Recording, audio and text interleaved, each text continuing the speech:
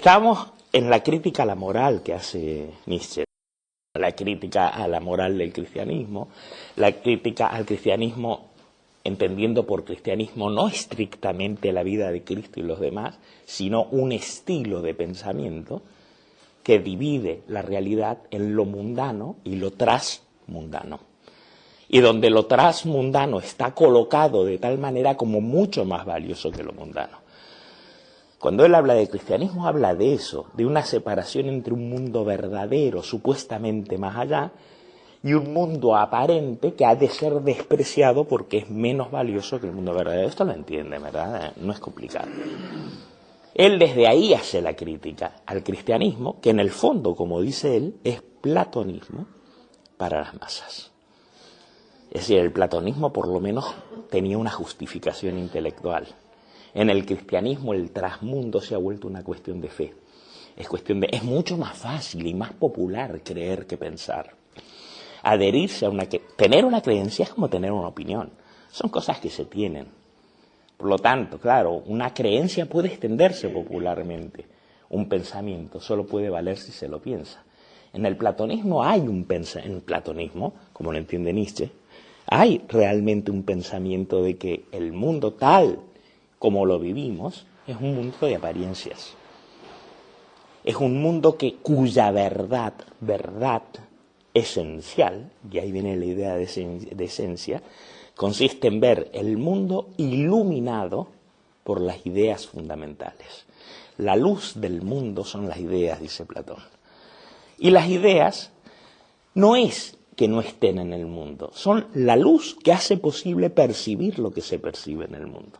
Así como cuando uno enciende la luz físicamente, es decir, literalmente, aparecen objetos y aparecen sombras,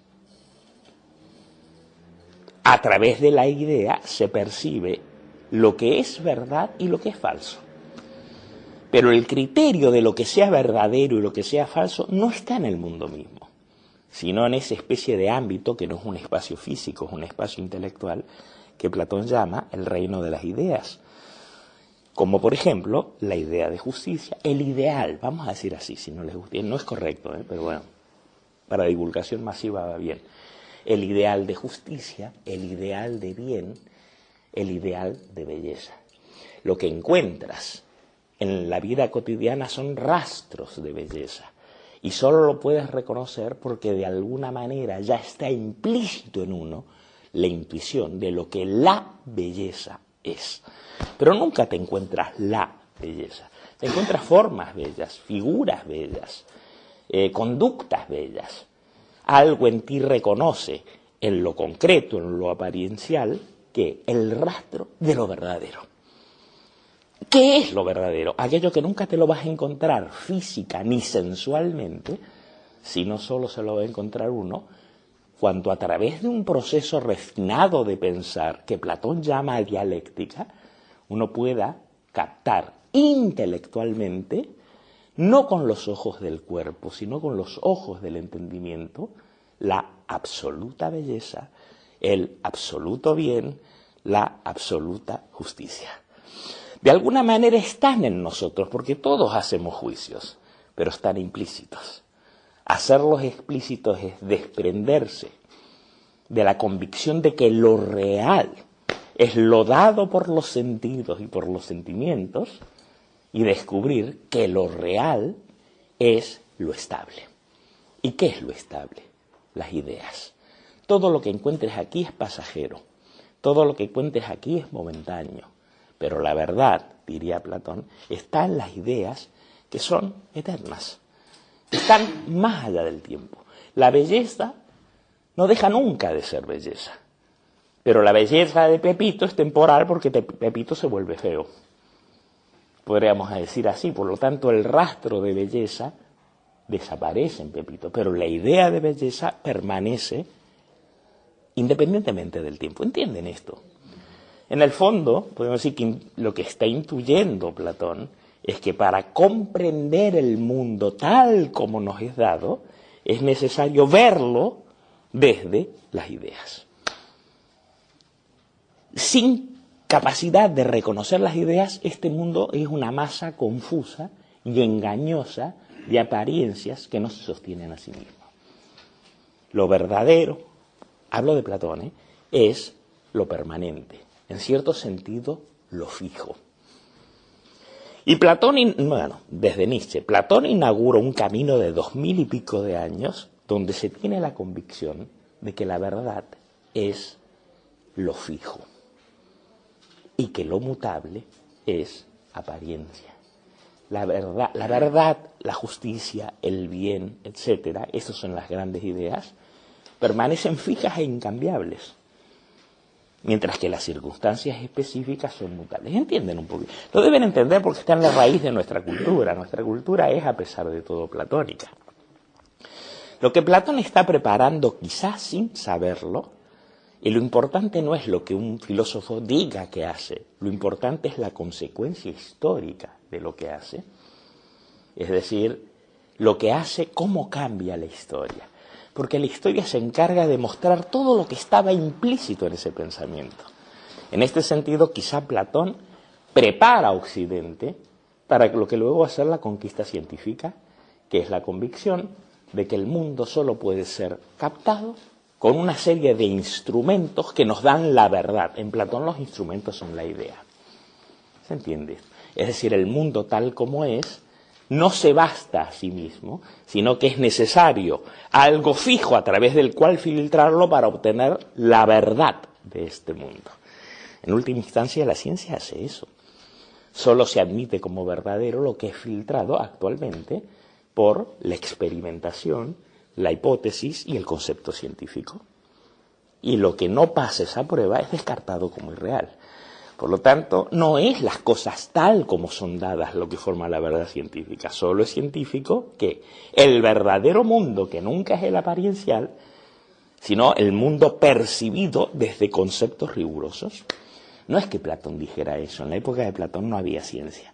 Pero podríamos decir, ¿acaso si no hubiera habido un pensador como Platón, nunca hubiera habido ciencia?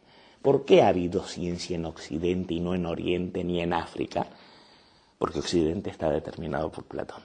Ya ven la fuerza de las ideas. Las fuerzas de las conductas no cambian nada, pero la fuerza de las ideas decide un mundo u otro mundo en el que se vive. Por eso es tan importante. Platón, sin saberlo, decidió, no personalmente, su visión determina la historia de Occidente. Y aunque no lo sepan ustedes, determina cómo vivimos cada uno de nosotros, aunque ni nos enteremos. Vivimos en medio de ideas, aunque no lo observemos. Es ese el ámbito de las grandes decisiones. Dicho de otra manera, si no se piensa, no se está nunca en el ámbito de las grandes decisiones. Nunca. Es eso lo que cambia el mundo. Es eso lo que origina nuevos mundos. No el capricho de los individuos. ¿Comprenden esto que digo? Y la idea es compartida, discutida, elaborada por la comunidad. No es propiedad de nadie, la idea es propiedad suya, el pensamiento no tiene dueño. Por eso se podría decir que no es que Platón piense el pensamiento se piensa a sí mismo. Platón puede desplegar, hacer consciente ese pensamiento que se piensa a sí mismo. No son las ideas de Platón, es el pensamiento que en Platón adquiere una forma explícita. Y esa forma explícita, precisamente por ser la única disponible y convincente, se transforma en lo que determina cómo Occidente verá a lo largo de 2000 años qué es real y qué no es real. Desde lo cual el mundo sensual, el mundo dado por la percepción, el mundo cambiante, el mundo variable, será visto siempre como apariencial. Y en cambio se tomará como real, a pesar de que no sea lo que dan los sentidos, un mundo perfectamente delimitado, fijo, eventualmente matematizable. ¿Comprenden? Nietzsche ve esto. Nietzsche se da cuenta de que, más allá de la verdad o no de las ideas de Platón, lo que hizo Platón inadvertidamente fue determinar un sistema de valores que crea una realidad, que hace que el mundo aparezca como aparece. Eso no implica que sea necesariamente verdad. Ya vendrá más adelante la pregunta de qué es necesariamente verdad para Nietzsche. Eso hace que descubra que el mundo aparece colectivamente, no individual. El individuo no tiene ninguna libertad.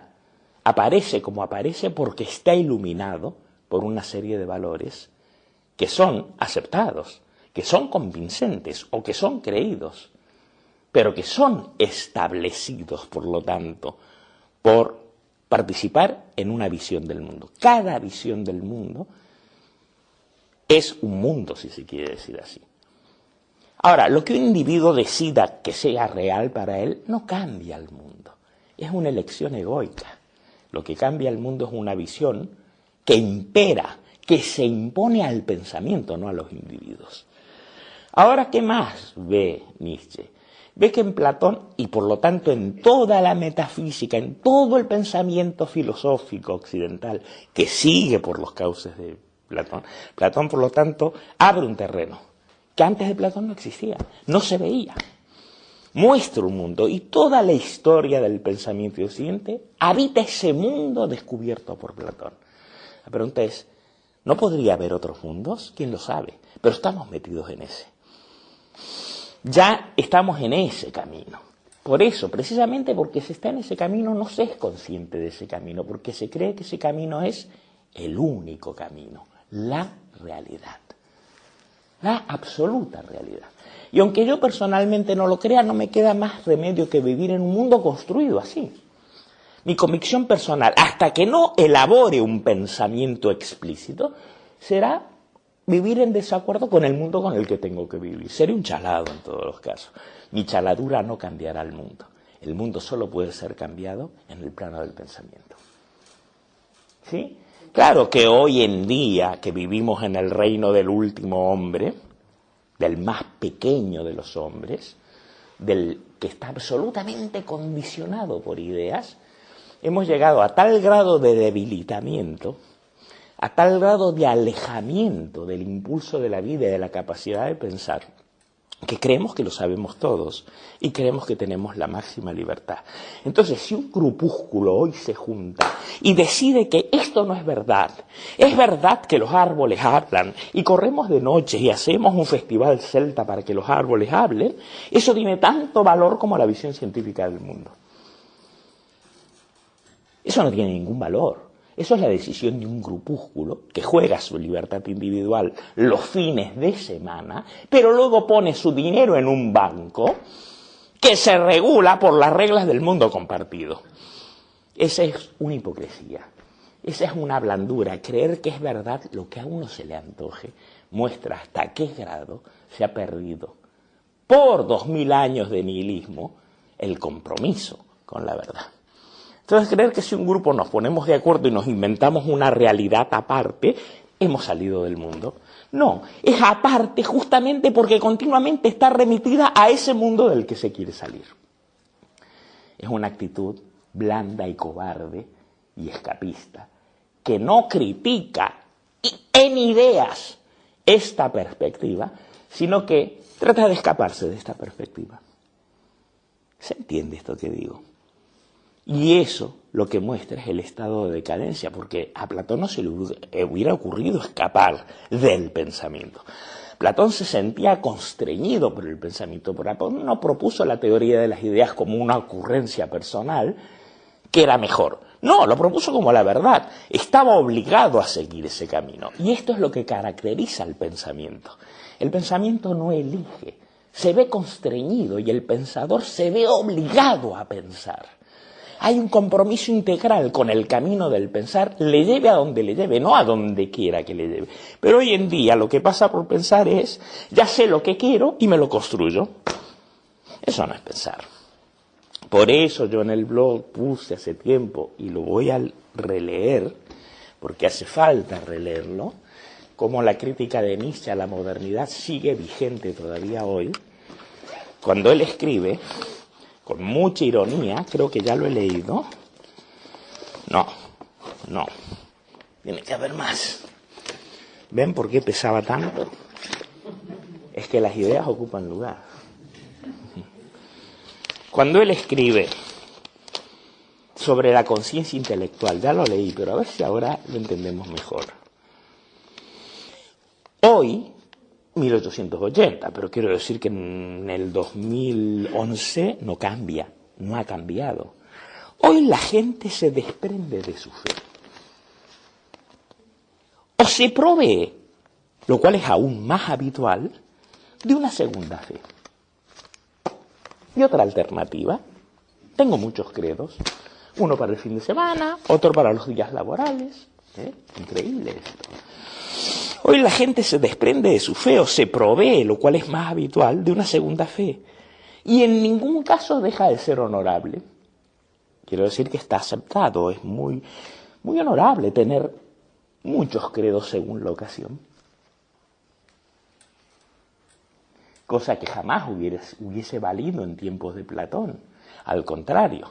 Entonces, una fe, un credo estaba sostenido por la totalidad de la persona. No era algo que se usaba y se tiraba o se cambiaba según el gusto. Pero hoy esto es lo honorable, hoy esto es lo aceptado, lo que sea por supuesto. Entonces dice, no cabe duda de que hoy es posible un número mucho mayor de convicciones que en otro tiempo. Así hoy podemos ser catalanes, pero podemos ser budistas, cuando nos gusta el budismo, pero lo podemos combinar con un poquito de confucianismo, más un poquito de chamanismo, más un poquito de la ciencia de los esquimales, más un poquito de acupuntura china, más un poquito de visitar al médico y la última tecnología científica. Todo eso convive en nosotros. Sí, me estoy caricaturizando para que cada uno vea al pequeño hombre con el que convive. El último de los hombres ha llegado. Entonces dice, vuelvo a decir, él lo dice más seriamente, dice, pero hay humor en lo que dice. No cabe duda de que hoy es posible un número mucho mayor de convicciones que en otro tiempo. Posible, es decir, permitido, es decir, inocuo. Inocuo. Oye, ¿por qué? Porque no hace nada, porque no cambia nada. Eso es inocuo. La gente cree que con cambiar de opinión o tener 5, 18 opiniones está cambiando el mundo, está haciendo algo muy importante. Es inocuo, porque no hay nada, nadie, no hay sostén, no hay centro de gravedad, no hay presencia que dé realidad a cada una de esas, entre comillas, convicciones. Entonces dice, de ahí surge, de esta cosa inocua de que se pueden tener, como dice él, muchas convicciones distintas a la vez, de ahí surge la tolerancia para consigo mismo.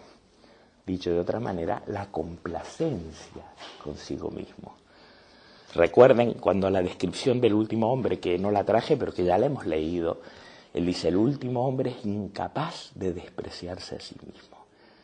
Es incapaz, está tan orgulloso de ser lo que es, que cualquier negación la vive como un ataque, no es capaz de ser humilde. La humildad del último hombre es falsa humildad. Bueno, aquí está diciendo lo mismo, pero en otro sentido, se ha vuelto tolerante para consigo mismo.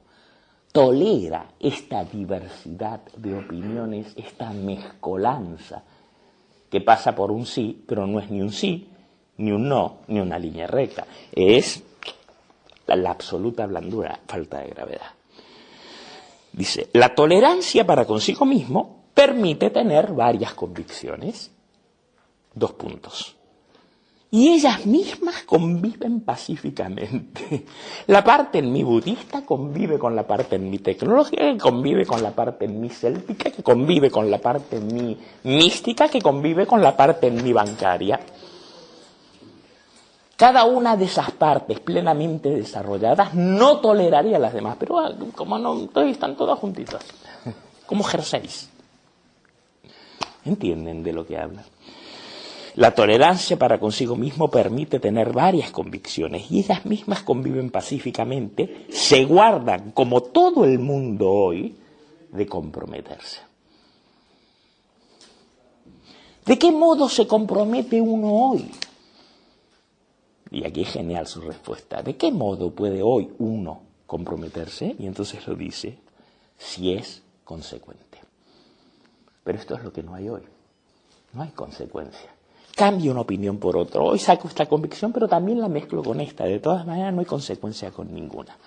¿De qué modo se puede, por lo tanto, comprometerse hoy? Si se es consecuente, si se camina en línea recta. Recuerden la frase de Nietzsche, la clave es un sí, un no, una línea recta. Verán que eso hoy no existe. Y no hablo solo personalmente, hablo incluso en la cultura actual. Lo que Occidente representa hoy ante el mundo es una absoluta falta de sí, de no y de línea recta. Y por lo tanto todo lo que Occidente ofrece al mundo son palabras vacías. Libertad, igualdad de oportunidades, todo eso es irreal. Pero eso que pasa colectiva y culturalmente y por lo tanto nos refleja el mundo en el que vivimos, también está reflejado en el pequeño yo de cada uno de los últimos hombres que somos nosotros. ¿De qué manera se compromete uno hoy? Si es consecuente, si camina en línea recta, y luego dice, tiene mucha gracia, si tiene menos de 5 significados. Pero ¿quién tiene menos de 5 significados?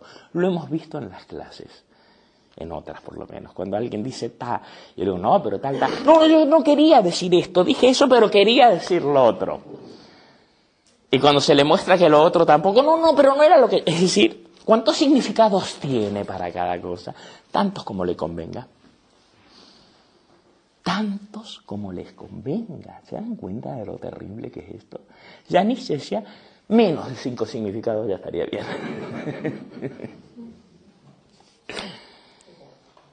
Si se es auténtico, palabra que también ha perdido todo su lustre. En la época de Nietzsche era nueva. Pero hoy el tema de la autenticidad se ha difundido, se ha corrido, y la gente usa autenticidad como moneda. Es simplemente una medallita más detrás de la cual no hay nada. Nada. La gente habla de autenticidad, pero ¿cómo puede saber en qué consiste eso? Si no hay línea recta, si hay 18 significados para cada cosa. Por eso, dice él, es grande mi miedo de que el hombre moderno sea sencillamente demasiado cómodo para algunos vicios. Lo que hoy es vicio, lo que en esta sociedad, donde es honorable tener 18 convicciones, parece un vicio. La defensa de Nietzsche de la maldad del vicio es relativa a lo que este mundo del pequeño hombre llama bien y virtud. Si el bien y la virtud es tener 25 opiniones y ponerse todas las medallas, defender la línea recta, es defender el camino del, entre comillas, mal. Es pícaro Nietzsche. Tira piedras porque sabe de dónde la está tirando. Y ahora hace ese ejemplo, dice, el hombre de hoy es demasiado cómodo para algunos vicios, ¿no? Como sería la autenticidad. No hay vicio mayor para el cristianismo que la autenticidad, porque lo que quiere el cristianismo es un rebaño obediente, no hombres auténticos, capaces de afrontar la decisión de sus tiempos, sino asnos que cargan con creencias, y ya lo han conseguido, porque ya es lo que hay.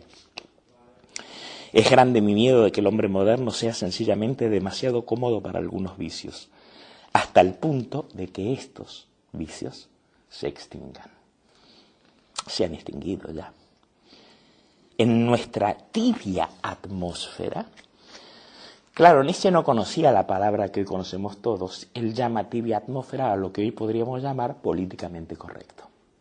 Es la tibia atmósfera, donde todos respetan a todos, nadie discute con nadie, tú tienes tu opinión, yo tengo la mía, podemos convivir y además discutir a la mala la úlcera. Por lo tanto, fíjense el olvido de la verdad. El desprecio por la verdad, que es justamente la característica del nihilismo. En nuestra tibia atmósfera, todas las cosas malvadas, que quiere decir las cosas íntegras, que están condicionadas por una voluntad fuerte, que es lo que no hay en lo políticamente correcto, en el cambio de 25 significados para una palabra, en la disposición a cambiar de convicción momento. ¿Qué falta ahí? Falta una voluntad. Falta una voluntad real y por lo tanto un compromiso real. Dice, en nuestra tibia atmósfera todas las cosas malvadas que están condicionadas por una voluntad fuerte, y acaso no haya nada malvado, otra vez entre comillas, sin fuerza de voluntad, todas las cosas malvadas degeneran en virtudes aceptables. ¿Lo entendieron? No creo que esto necesite mayor explicación, ¿no? Hay que tener permanentemente en cuenta eso cuando se hable, porque claro, a Nietzsche lo leen los últimos hombres y aplican la interpretación último de los hombres de la filosofía de Nietzsche. Y entonces dicen, Nietzsche era relativista, diciendo, para Nietzsche todo vale. Eso no es verdad. Acaba de dejar muy claro que no todo vale. Para Nietzsche no vale cualquier cosa, para Nietzsche no vale la debilidad, la falta de compromiso, la ambigüedad, la línea curva, la complacencia, no vale eso. Decir que todo vale en Nietzsche es no haber entendido, es moverse en una alternativa que Nietzsche jamás aceptaría, que es o solo vale una cosa o valen todas, pero Nietzsche no aceptaría ni lo uno, ni hay que pensar más a fondo. No hay que quedarse en ese pensamiento tan torpe que dice o está dentro de la caja o está fuera de la caja. Se puede rechazar todo el planteo de caja. Y eso es lo que era Nietzsche. Ni dentro ni fuera. Ni una opinión sostenida para todos, ni la de cada cual es la que vale, que es la falsa alternativa. ¿Se entiende esto? Claro, ustedes tendrán que pensar, pero ¿cómo? ¿Qué otro camino hay? Si no es una para todos o la de cualquiera vale. ¿Qué otro camino hay? ¿Ah? Ahí tienen algo que solo pensando y no sintiendo, diciendo yuki, chiqui, puki, puki, no van a llegar. Ahí hay que pensarlo. Ahí hay que afrontar el espejo. ¿Qué otra posibilidad hay? ¿Es cierto que existe o el totalitarismo de una idea o el todo vale? Lo estoy poniendo muy fácil. Y si no es ni lo uno ni lo otro, ¿qué podría ser? No lo voy a contestar. Bueno, por supuesto que no. Por supuesto que no. Es muy importante poder estar a la altura de una pregunta, porque una pregunta contiene en simiente el germen de todo el pensamiento. Siguiendo por ahí, Nietzsche ve, como nadie lo había visto en la historia de Occidente con tanta claridad, el Occidente se caracteriza por una escisión, esto ya le expliqué, entre ser y lo que es igual a real, a verdaderamente real. No la realidad tal como aparece, que es falsa, sino la verdadera realidad es estable, fijo, eterno o intemporal, y opuesto, otro mundo, otra esfera, que es la de la apariencia, que es aparentemente real, pero en realidad es irreal, y que es mutable y todo lo demás, ¿no? Cambiable, temporal, ilusoria, etcétera, etcétera. Esto es contra lo que Nietzsche se vuelve, contra la separación entre un mundo aparentemente verdadero y otro mundo aparentemente falso. En realidad se vuelve contra la doctrina de dos mundos, que si lo miran permea todo Occidente. En la última yo comentaba, la ciencia hace lo mismo. La ciencia te dice el mundo tal como tú lo percibes no es verdad. Voy a poner un ejemplo muy banal. Esto que tú percibes como algo fijo y estable es aparente. En realidad son un montón de átomos girando. ¿Cuál es el verdadero mundo de la ciencia? No el mundo apariencial. Es el mundo tal como está determinado por las teorías científicas, no tal como aparece sensualmente. Por lo tanto, el mundo tal como es vivido sensorialmente y sensualmente no es verdad. La verdad ha de estar determinado por un concepto fijo, estable, lógico. Por lo tanto, la ciencia también es platónica. En cierto sentido, también es cristiana. Así que se puede no ser cristiano porque no se practica la religión cristiana y estar embebido en cristianismo metafísico. Es contra esto contra lo que se vuelve Nietzsche, no contra los creyentes. Porque lo gracioso es que los no creyentes son los más platónicos. Aquí no va de que yo no creo en Cristo y por lo tanto no soy cristiano. Toda tu conducta está determinada por la dualidad apariencia-realidad. Y además por el desprecio de lo aparente en nombre de la supuesta realidad. ¿Lo entienden a esto? ¿Y qué sería lo aparente? Lo aparente es lo sensual. ¿Pero qué ve Nietzsche en la cultura de Occidente a lo largo de 2000 años? Un rechazo del deseo, un rechazo de la pasión, un rechazo de la sexualidad, lo cual en su época era muy avanzado, es mucho antes de Freud. ¿En nombre de qué? De una aparente espiritualidad que consiste en un desencarnamiento respecto a la sensualidad. Se ha creído que es verdad aquella cosa desencarnada que es una supuesta espiritualidad que ha atentado contra lo que para Nietzsche es lo más real de lo real, pero que en Occidente ha sido denigrado como apariencia.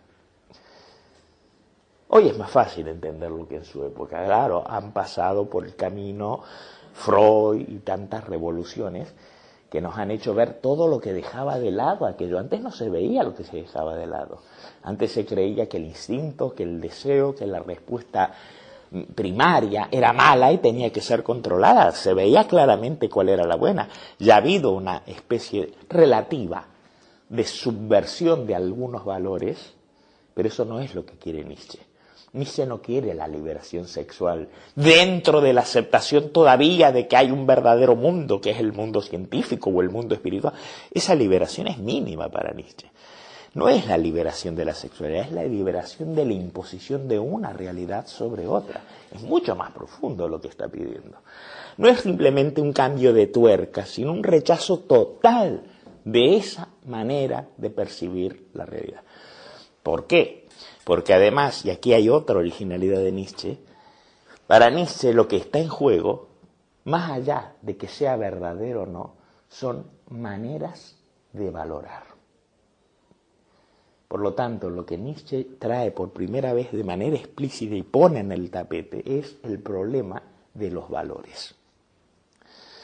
Detrás de decir verdad o bello hay una valoración. En realidad lo que dice él, no importa si algo es verdad o no. Lo importante es lo que se valora como verdad, lo que se valora como justo. Porque detrás de cada afirmación hay un acto de valoración. ¿Y qué es una valoración? Un considerar bueno o malo. Y una valoración es, ante todo, en Occidente, es siempre moral. Lo que ha predominado en Occidente ha sido la filosofía, no, vamos a ir por orden, la religión, que luego se ha transformado en filosofía, y la filosofía de manera más desapegada ha seguido con las decisiones que ya planteaba la religión, y finalmente ha pasado a ser la moralidad. La moralidad es filosofía aceptada por el sentido común. ¿Y la filosofía qué es? Religiosidad implícita en el entendimiento.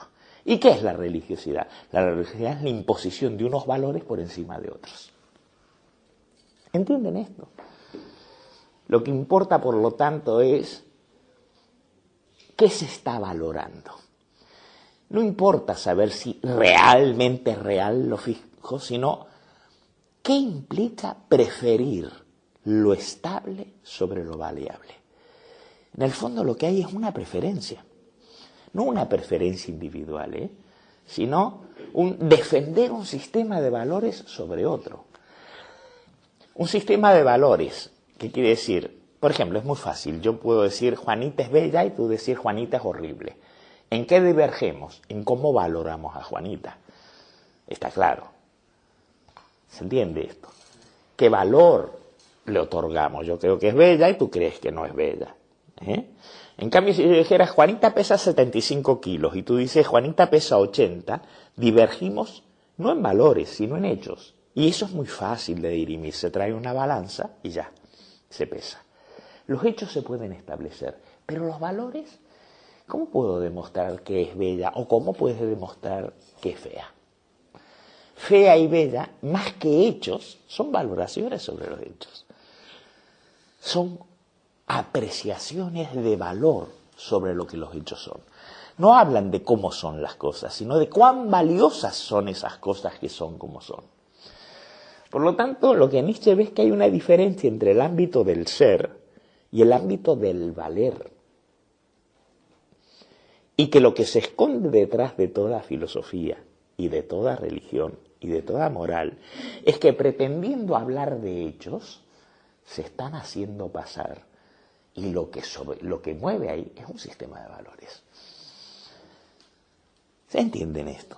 Y hoy lo podemos comprobar, cómo nombrando como si fueran aparentemente hechos objetivos, se están pasando valoraciones morales. Un ejemplo es la palabra salud. Cuando un psicólogo determina que esta conducta es saludable y esta otra es patológica, suena como una información aséptica. ¿Pero es una información aséptica? ¿O lo que se llama saludable es lo que se quiere promover y lo que se llama patológico es lo que se quiere condenar? Pensemos, por ejemplo, un caso muy sencillo, la homosexualidad. En un tiempo era un pecado. Y ahí tenemos claramente el criterio religioso. Una persona homosexual es un pecador, está condenado al infierno. Pero luego se aparentemente desmoraliza y en el código de las enfermedades que establecen los americanos aparece alrededor de 1950 que la homosexualidad es una enfermedad. ¿Qué se piensa de eso desde 2011, donde está legalizado el matrimonio homosexual, etcétera? ¿Qué pensamos de ella, decretarlo como una enfermedad? ¿Era una enfermedad o era una descalificación moral justificado como un hecho higiénico?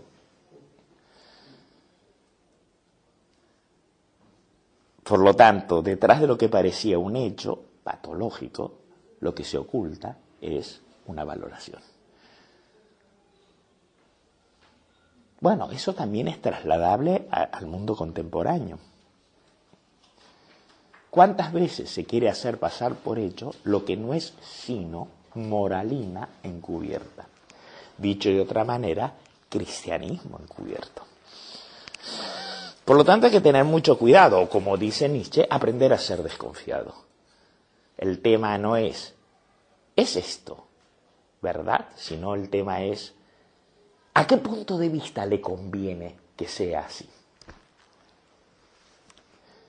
¿Comprenden esto? ¿Qué moral está defendiendo detrás de esta afirmación?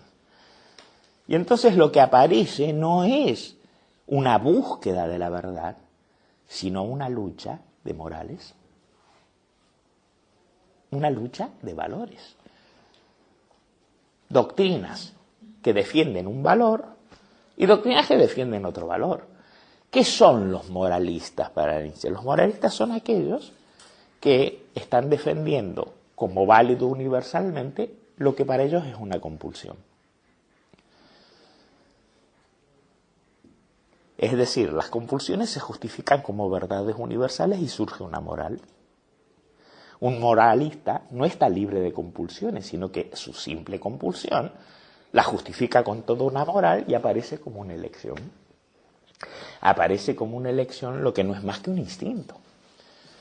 Y otra vez, aparece como una verdad de carácter espiritual lo que no es más que un impulso visceral. O dicho de otra manera, una respuesta sensual. Piénsenselo a todo esto que estamos diciendo. Hasta la gente que se cree liberada de morales, cuando se pregunta ¿está bien o está mal lo que he hecho?, no piensa qué quiere decir bien o mal. Simplemente sigue lo que siente que está bien. ¿Pero qué es un sentimiento? Sino una señal de amaestramiento. ¿Qué siente un perro que se le ha castigado cuando hace esto y tiene ganas de hacer eso? Siente miedo. ¿Pero ese miedo es la señal de que es culpable o es la señal de que está amaestrado para no hacer esto y ahora le da miedo hacerlo? Cuando una persona dice no debo hacer esto, ¿realmente qué quiere decir debo? Debo según qué moral. Pero normalmente no se piensa. Haz lo que debas. ¿Y quién determina lo que se debe hacer? Hay un se debe hacer. La pregunta es ¿quién es se? ¿Quién es se? Cuando se empieza a desarmar toda esta serie de convicciones coaguladas, empieza a aparecer lo que Nietzsche vio, y es que el mundo, y sobre todo el mundo de la cultura, que es el que va a criticar, pero es que no hay realidad sino dentro de una cultura, no es sino una lucha no reconocida, pero siempre presente, de voluntades. Y detrás de la verdad o de la búsqueda de la verdad, lo que hay es una voluntad de verdad. Y la pregunta es, ¿pero qué busca esa voluntad de verdad? Y la respuesta es, no busca la verdad. Lo que busca es imponerse a través de la verdad. ¿Qué busca la voluntad? La voluntad busca poder. Por lo tanto, la realidad es voluntad de poder. Muchas voluntades de poder. La realidad es conflicto de voluntades de poder. Y la característica de Occidente es que una voluntad de poder se impuso históricamente. Es la voluntad de poder que ya se anunciaba en el platonismo y que evidentemente se realiza en el cristianismo, que es la voluntad de poder de los débiles contra los fuertes. Es decir, la libertad, la voluntad de poder de aquellos resentidos que vivían en contra de sus instintos y eran animales enfermos, en contra del animal poderoso, del animal sano. Es la voluntad de poder del rebaño que sigue las normas impuestas contra aquel que se atreve a ser el individuo original y creativo que es. ¿Cómo se defiende el rebaño ante el poderoso? Exaltando las virtudes del rebaño, que se vuelven necesidades morales. Humildad, aceptación. Piensen en las virtudes cristianas. Obediencia. Solidaridad. ¿Qué es la solidaridad? La solidaridad solo existe entre los débiles, porque solidariamente consiguen eliminar a aquel que no se somete a la regla del juego. Entonces, claro, ya lo dije en otra clase, para Nietzsche la humanidad es un invento. No hay la humanidad. Hay distintos tipos. No hay una cosa común ya. Está el tipo fuerte, el tipo que él diría que vive de acuerdo a los instintos. O vamos a decirlo más claro, porque instinto suena muy biológico. Aquel tipo que acepta la voluntad de vivir como el decirle sí a la vida, sí a la vida pase lo que pase, y existen los tipos débiles que dicen no a la vida. Y al decir no a la vida, se vuelven resentidos. Pues la moral del resentido no es la moral del fuerte. La moral del débil no es la moral del fuerte. Pero el fuerte no es fuerte porque sea fuerte físicamente, es fuerte porque sintoniza con la fuerza de una voluntad que busca siempre expandirse más. ¿Y qué quiere el débil? El débil quiere defenderse. El débil organiza, por lo tanto, una comunidad para defenderse ¿de qué? De la fuerza creativa de la voluntad. Ahora bien, ¿cuánto puede durar eso? Lo que Nietzsche ve es que a lo largo de 2000 años la debilitación ha sido tan grande que se ha llegado a la última consecuencia. Hombres carentes de verdadera voluntad. Hombres que practican valores en los que ya ni siquiera creen. Porque lo que se ha demostrado históricamente es que los valores supremos de Occidente se han vuelto humo. Dicho de otra manera, Dios ha muerto. Ha muerto. Y todos los valores que sostienen los pequeños hombres son valores que ni ellos pueden creer, como ocurre con la Europa de hoy. Valores como igualdad social no se lo cree nadie. Bueno, algún ingenuo habrá que se lo crea. Son solo ideas, no es lo que se practica, ni siquiera por lo que se lucha. Por lo tanto, ¿qué representa Europa ante el mundo hoy? Nada, Europa va a desaparecer, tiene que desaparecer. Sí, Es la consecuencia de una cultura que ya ha llegado a su agotamiento. Porque todo lo que ofrece es vacío, es mentira. Nietzsche ve esto, ve que en su propia época hay una pérdida de significado impresionante. ¿Por qué? Porque los valores que se sostienen intelectual y culturalmente ya no iluminan más. Y los individuos se encuentran desorientados. Es decir, falta la meta, falta el propósito, falta el para qué. Y ante esto surgen todas las reacciones contra el nihilismo, que son formas más claras de nihilismo. Querer regresar a valores que ya no existen. Querer evitar el declive de Occidente retornando a formas caducas de pensamiento. O pensar que uno se va a inventar un valor y porque uno se lo invente ese valor vale. Los grupúsculos alternativos que crean sus realidades aparte y que no modifican el mundo. Claro, ¿cómo van a modificar? No tienen una alternativa que ofrecer. Se escapan a una isla donde celebran su festejo, su fiestecita privada. La fiestecita de nosotros los celtas invocando árboles, nosotros los especiales conectando con Eckhart Tolle y el silencio y el momento, la negación de la historia, de la cultura, la negación de todo, el ideal de volverse un alga que no siente, que solo está presente y no piensa, no siente, no se cuestiona. La negación del pensamiento. Por Dios, el individuo reducido a una burbuja separada de total porque ya no hay argamasa que dé sentido a la comunidad. En la época en que Dios estaba vivo, la comunidad tenía fuerza. Aunque fuera un valor moral que ahora resultaba vacío. En aquel momento resultaba fuerza. ¿Por qué? Porque posibilitó que la especie humana dominara la naturaleza. Pero ahora ya la domina. Y ese valor resulta inútil. Y no es que nadie decrete que no es verdad. Es que ha dejado de ser verdad hace tiempo, solo que la gente no se da cuenta. ¿Y cómo se manifiesta? En una falta total de honestidad, en un predicar cosas que no se practican y en una desorientación total. Falta de sentido. Ahora bien, hay que combatir la falta de sentido. ¿Quién quiere combatir la falta de sentido?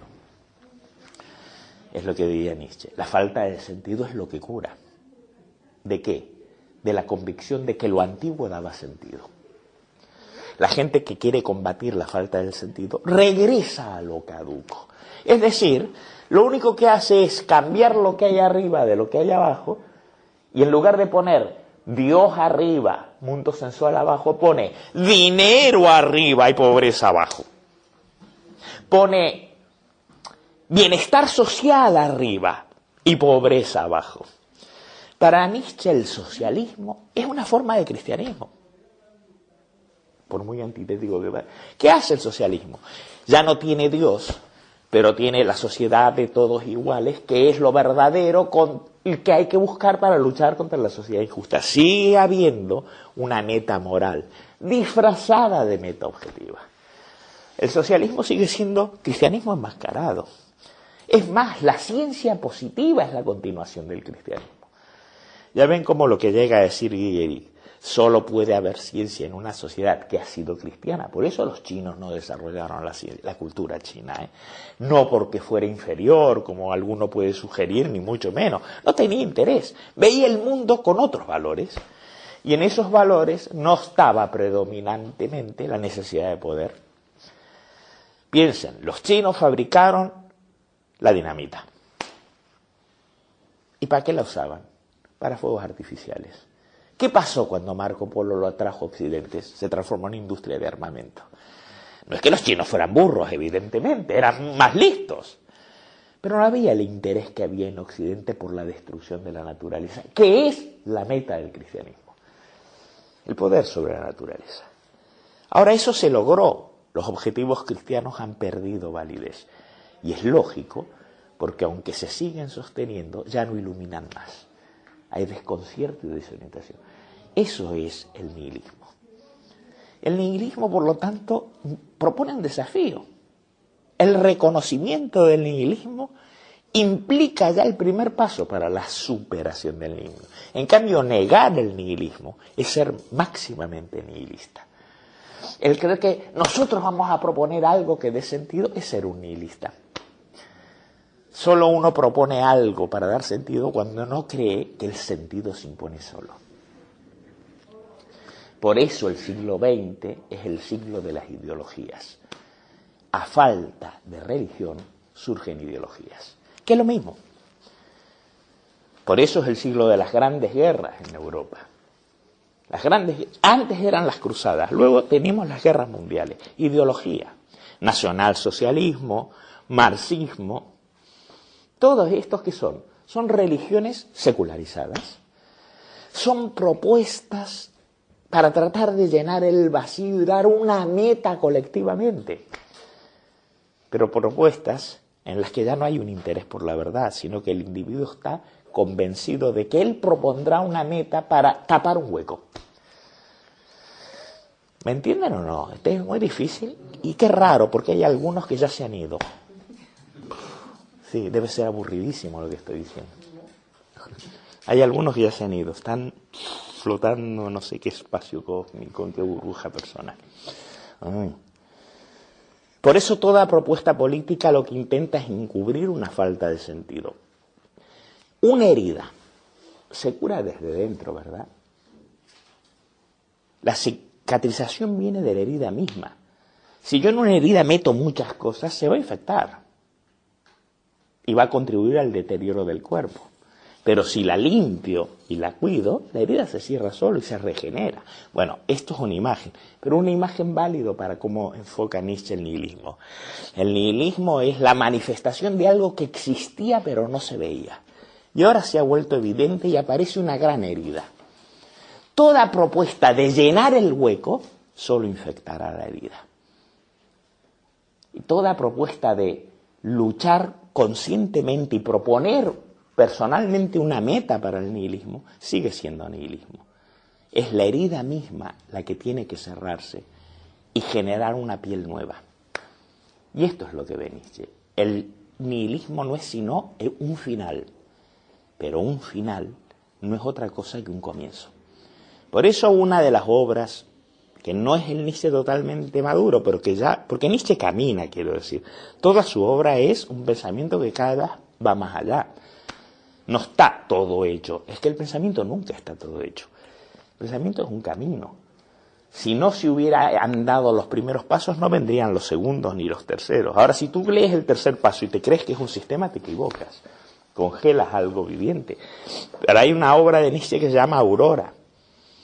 Nietzsche ve que el nihilismo, por un lado, representa una aurora, la aurora de un nuevo estado de ser, de la emergencia de un nuevo tipo de hombre, que es la antípoda del último de los hombres.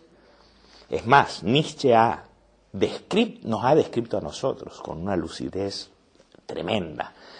Nosotros con todos nuestros ideales, 45 opiniones, 25 sectas, que somos muy tolerantes, que somos políticamente correctos, que somos alternativos, que somos ecológicos, que somos vegetarianos, que somos budistas, que somos capitalistas, que somos neocapitalistas, que somos anticapitalistas, todo a la vez, que es lo que somos, seres blandos, en el fondo seres que buscan confort y seguridad, seres que buscan saciar la sed de una falta de sentido, inventándose religiones en que creer, creando sectas a las que cogerse, usando banderas de partido para encontrar un sentido, seres absolutamente carentes.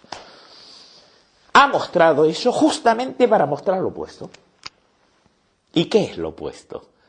Aquel hombre que tiene un centro de gravedad lo suficientemente sólido como para poder asomarse por encima de la visión que ha imperado durante 2000 años